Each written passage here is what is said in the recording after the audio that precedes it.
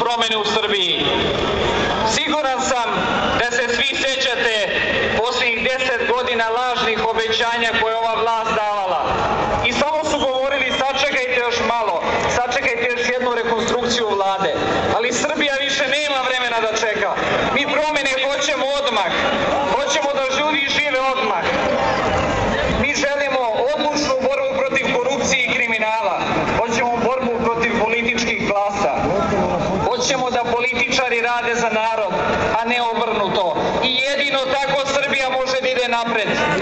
Siguran sam da se slažete da sa ovom vladom to ne može. U Beogradu je situacija jednako teška. Mala grupa pojedinaca živi udobno u luksuznim vilama sa ogromnim primanjima, ali u Beogradu živi 2,5 miliona ljudi i u Mladenovcu, i Lazarevcu, Obrenovcu, Rakovici, Paliluli, u svih 17 beogradskih opština. I ti ljudi danas žive jednako teško. Gube posao, nemaju budućnost zahvaljujući ovoj vlasti. Korupcija vlada Beogradom. Gradi nam gradska vlast most koji košta 500 miliona evra ili 3 puta više nego slični mostovi u drugim evropskim državama.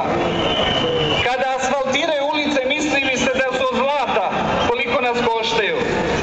Vreme je da tome kažemo dosta. Srbija hoće izbore i zato Srpska napredna stranka